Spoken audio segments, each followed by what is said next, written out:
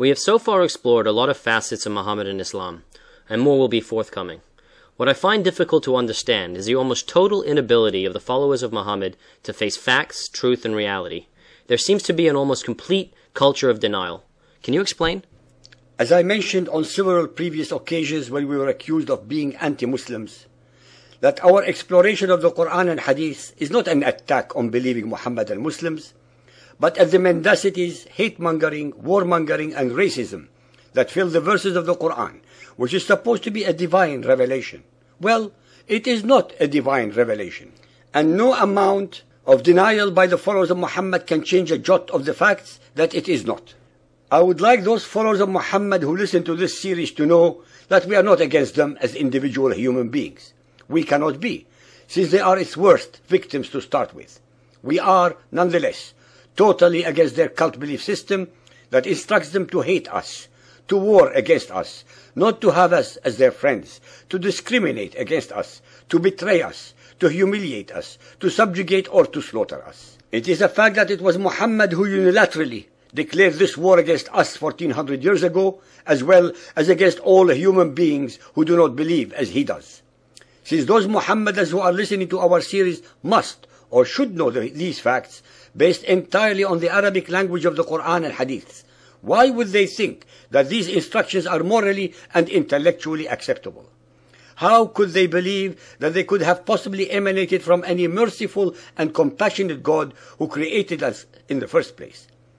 What would they do, think, and feel if it was our beliefs that ordained the indiscriminate slaughter of the men, women, and children of the followers of Muhammad just because they do not believe in Christianity or Buddhism or Hinduism and are not willing to convert to them?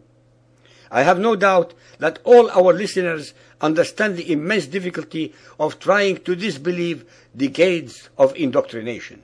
The followers of Muhammad are the worst victims of the most diabolical, intellectual, moral, and spiritual deception that has ever been perpetrated upon the human consciousness by the Quran and Hadith. They have been brought up to believe in the utter supremacy of Muhammadan Islam. They are not allowed to study other religions. They are not allowed to question their own belief system. Throughout the history of Muhammadan Islam and even at the present moment, all those who question the Quran are slaughtered, burnt, or exiled from their own lands. We do not even need books to read about these facts, since we see their depraved acts daily on our TV and read about them in the news. We fully understand and empathize with those followers of Muhammad who are confused and do not know whom to believe and what course of action to take. We also appreciate their loyalty to their families and culture that would inhibit them from taking any action contrary to their traditions and sense of honor. While we do sympathize and take all of the above into account, nonetheless, every human being has been given the intellect to comprehend, compare, contrast, analyze, and then make an independent evaluation of one's situation at any time in their life. The followers of Muhammad, contrary to the teachings of the Quran, have the free will to choose. No God or divinity has predestined their lives, because predestination makes religion null and void. The first humans, according to the Bible and the Quran, were Adam and Eve. They were forbidden by the Almighty from eating of the fruit of the tree of knowledge. They were given a choice to eat or not to eat, to break God's commandment or to obey it. They were not predestined, because predestination excludes free will. Without free will, there is no choice. The serpent or Satan did not threaten their lives or force them into breaking God's instruction. Eve chose to eat. Adam chose to follow Eve. Maybe they made the wrong choice. Nonetheless, they made an intellectual and moral choice. The same choices are available to those who are born into Muhammadan Islam or any other belief system. They have all the information available to them at the click of a mouse. They can choose another belief, or they can choose none. If one believes in a God or not will not ever detract from one's humanity. One can be a believer but a mass murderer, and another can be an atheist but a saint.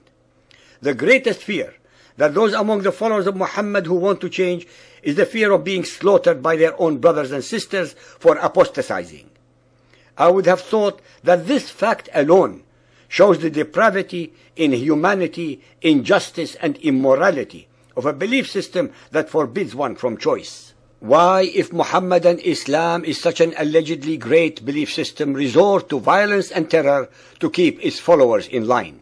I repeat that as much as we do understand the unenviable situation and predicament of those born into Muhammadan Islam, nonetheless, those Muhammadans who are citizens of democracies do have choice and cannot hide behind any excuse except that they do not have the will to choose and hence remain till the end of their lives hostages to an evil and ungodly cult belief system.